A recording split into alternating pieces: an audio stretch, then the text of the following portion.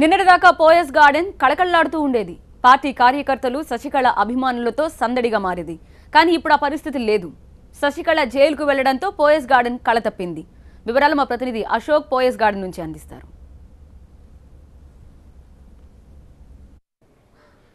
ఎప్పుడు చూసినా కొన్ని వేల మంది జనాలు, కొన్ని వందల మంది పోలీసుల భద్రత, ఎప్పుడు వచ్చిపోయే కొన్ని వందల వాహనాలతో నిత్యం రద్దీగా ఉండే రోడ్లు. ఇది నిన్న మొన్నటి వరకు పోయస్ గార్డెన్లో ఉన్న జయలలితకు సంబంధించిన వేద నిలయం దగ్గర పరిస్థితి. అమ్మను ఒక్కసారినే దర్శనం చేసుకుందామని వచ్చి పరితపించే కొన్ని వేలాది గుండెలతో ఈ పోయస్ గార్డెన్ అంతా కూడా నిండిపోయి అత్యంత రద్దీగా కనిపించేది. అమ్మ జయలలిత చనిపోయిన తర్వాత కూడా చిన్నమ్మ శశికళను చూడటానికి, శశికళ దర్శనం చేసుకోవడానికి, ఆమెతో మాట్లాడటానికి అదే జనం వస్తూనే ఉండేవాళ్ళు. అంతేకాదు జయలలిత నివసించిన ఇంటిని ఆమె గుర్తుగా చూడటానికి కూడా అదే జనం ఇక్కడికి తరలి వచ్చేవాళ్ళు. ఇది నిన్నటి వరకు ఉన్న పరిస్థితి. కానీ ఇవాళ ఆ పరిస్థితి పూర్తిగా మారిపోయింది. అది ఊహించే ఉంటే కూడా అది నిజం కాదేమో అనిపించేలా ఉండిపోయింది. నిన్నటి వరకు ఉన్న ఆ పోయస్ గార్డెన్లో పరిస్థితి ఇప్పుడు ఎక్కడో కూడా కనిపించడం లేదు. ప్రస్తుతం మనం చూస్తున్నదంతా కూడా జయలలిత ఎంతో ఇష్టపడి కొనుక్కున్న వేద నిలయం. ఇదే పోయస్ గార్డెన్లో ఉన్న జయలలితకు సంబంధించిన ఇల్లు. వాస్తవానికి ఈ ఇంటి దగ్గరికి నిన్న మొన్నటి వరకు మీడియాకి అసలు నో ఎంట్రీ. ఒక 1/2 కిలోమీటర్ అవతలే మీడియా ప్రతినిధులు ఎవరైనా సరే వార్తలు అక్కడే ఉండి కవర్ చేయాల్సి ఉంటుంది. జయలలిత మరణం తర్వాత కూడా మీడియాని లోపలికి అనుమతించలేదు. కానీ మొట్టమొదటిసారి శశికళ అరెస్ట్ అయి జైలుకు వెళ్ళిన తర్వాత మీడియాకు ఇక్కడ ఎంట్రీ లభించింది. వాస్తవానికి జయలలిత బతికున్నప్పుడు ఆమె దర్శనం కోసం, ఆమెకు తమ సమస్యలు చెప్పుకోవడం కోసం తమిళనాడు రాష్ట్ర వ్యాప్తంగా ఎక్కడెక్కడి నుంచో ప్రతిరోజు కొన్ని వేల మంది జనం ఈ పోయస్ గార్డెన్కు తరలి వచ్చేవాళ్ళు. ఆ జయలలితకు సంబంధించిన ఆ ఇంటి ముందు నిలబడే అమ్మ దర్శనం కోసం పరితపిస్తూ ఉండేవాళ్ళు. అమ్మను ఒకసారైనా చూడాలి, కనీసం అమ్మ నివసిస్తున్న ఆ ఇంటి దగ్గరికి రావాలి, ఇంటినైనా చూసి వెళ్ళిపోదామని వచ్చే ఎన్నో గుండెలతో ఈ చుట్టుపక్కల రోడ్లన్నీ కూడా నిండిపోతూ ఉండేవి. ఇక్కడ ప్రతినిత్యం కూడా కొన్ని వందలాది మంది పోలీసులే మనకు కనిపించేవారు. అలాంటి పోయస్ గార్డెన్లో ఇప్పుడు పరిస్థితి పూర్తిగా మారిపోయింది. పూర్తిగా నిర్మానుష్యంగా కనిపిస్తున్న పరిస్థితి మనం ఒకసారి చూస్తూ ఉన్నాం. చాలా ఆశ్చర్యం కలుగుతుంది. అసలు ఇది పోయస్ గార్డెనేనా, ఇది వేద నిలయమేనా అనిపించేలా ఒక నిర్మానుష్యంగా ఉన్న వాతావరణం, ఒక బోసిపోయిన వాతావరణాన్ని ప్రస్తుతం మనం వేద నిలయం దగ్గర చూస్తున్నాం. కేవలం ఇంటి దగ్గర బందోబస్తులో ఉన్న అతి కొద్ది మంది సెక్యూరిటీ సిబ్బంది తప్ప ఈ ఇంటి దగ్గర మనకు ఎవరూ కూడా కనిపించట్లేదు. ఇది ఎప్పుడో తన తల్లి ఉన్నప్పుడు జయలలిత ఎంతో ఇష్టపడి కొనుక్కున్న ఈ వేద నిలయం అప్పటి నుంచి అదే ఇంట్లో నివసిస్తూ వస్తూ ఉన్నారు. ఆమె నిచ్చిలి శశికళతో కలిసి ఇదే ఇంట్లో ఉన్నారు. ఆమె తన బంధువులను కూడా ఎవరిని కూడా ఇంట్లోకి రానివ్వలేదు. కేవలం శశికళ, ఆమె కుటుంబ సభ్యులను మాత్రమే ఈ వేద నిలయంలోకి అనుమతించేవారు. చనిపోయే వరకు శశికళతో పాటు జయలలిత ఇదే ఇంట్లో ఉన్నారు. జయలలిత మరణం తర్వాత కూడా శశికళ తన కుటుంబ సభ్యులతో కలిసి ఇదే ఇంట్లో ఉన్నారు.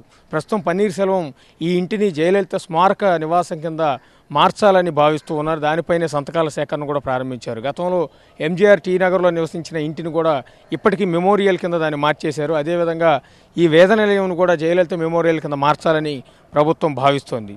మనం ఒకసారి పోయస్ గార్డెన్లో జయలలిత నివాసానికి వచ్చే రోడ్లను చూస్తే చాలా ఆశ్చర్యం కలుగుతుంది. ఎందుకంటే ఇదే రోడ్డు మీద కనీసం ఈ దగ్గరలోకి ఒక వాహనం మీద రావడానికి కూడా అతి కష్టమయ్యేది, అసలు వచ్చే అవకాశం కూడా ఉండేది కాదు. ఎందుకంటే 1 కిలోమీటర్ అవతలే పోలీసులు ఉండి బారికేడ్లు అడ్డం పెట్టి వచ్చే ప్రతి వాహనాన్ని కూడా అక్కడే ఆపేసి జనాలను అక్కడి నుంచి నడుచుకుంటూ వెళ్ళమనేవారు. అది కూడా కేవలం అనుమతి ఉన్నవారిని మాత్రమే రప్పించేవారు. మనకు దూరంగా మనకు కొన్ని బారికేడ్స్, అక్కడ కొంతమంది సిబ్బంది కనిపిస్తూ ఉండేవారు. కానీ కొన్ని వందల మంది పోలీసులు భద్రత ఉండే ఈ స్థానంలో ఇప్పుడు ఆ పోలీసుల సంఖ్య కూడా పూర్తిగా తగ్గిపోయింది. ఆ బారికేడ్లను కూడా పూర్తిగా తీసివేసేశారు. ఈ రోడ్లకు వచ్చే వాహనాల సంఖ్య కూడా పూర్తిగా పడిపోయి అత్యంత నిర్మానుష్యంగా కనిపిస్తున్న ఆ రోడ్ల మొత్తాన్ని కూడా మనం ఒకసారి చూడొచ్చు. మనం చూస్తున్నదంతా పోయస్ గార్డెన్కి వెళ్ళే ఒక రోడ్డుని, అట్లాగే ఈ పక్క రోడ్డును కూడా మనం ఒకసారి దృశ్యాల్లో మనం చూడొచ్చు. ఈ రోడ్డు కూడా అదేవిధంగా నిర్మానుష్యంగా మనకి ఖాళీగా దర్శనమిస్తున్న దృశ్యాలన్నీ కూడా చూడొచ్చు. ఇక వేద నిలయం ఇంటి పైన ఉన్న బోర్డులను కూడా మనం ఒకసారి చూడొచ్చు. వేద నిలయం 81 పోయస్ గార్డెన్ అంటూ గేట్కి ఒక పక్కన ఉన్న బోర్డుని మనం ఒకసారి దృశ్యాల్లో చూడొచ్చు. తన తల్లితో కలిసి అప్పట్లో కేవలం 65 లక్షలతో జయలలిత కొనుగోలు చేసినట్టుగా కొంత సమాచారం ఉంది. 81 అనేది బహుశా ఆ ఇంటి నంబర్ కావచ్చు. పోయస్ గార్డెన్ అనేది ఈ ప్రాంతం మొత్తం పేరు పోయస్ గార్డెన్గా పిలుస్తారు. జయలలిత ఇక్కడ ఉన్న తర్వాతే ఈ పోయస్ గార్డెన్కు ఆ విలువ కానీ అంత మంచి పేరు కానీ రావటం అనేది జరిగింది. అట్లాగే అదే గోడకు ఇంకొక పక్కన అవతల పక్క గేటుకు పేరు ఇంకొకటి జయలలిత అన్న పేరు కూడా మనం ఒకసారి దృశ్యాల్లో చూస్తూ ఉన్నాము.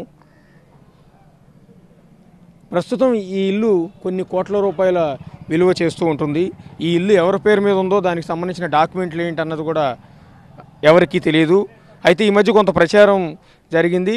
ఇది శశికళ బంధువు, ప్రస్తుతం శశికళతో పాటు జైల్లోకి వెళ్ళిన ఇళవరసు పేరు మీద ఈ ఇంటి డాక్యుమెంట్లు ఉన్నట్టుగా కొంత ప్రచారం జరిగింది. దాన్ని అధికారికంగా ఎక్కడ ధృవీకరించకపోయినప్పటికీ జయలలిత మరణానంతరం దాన్ని వీలునామాలో వాళ్ళ పేరు మీదకి మార్చినట్టుగా కొంత ప్రచారం అయితే జరుగుతూ వస్తుంది.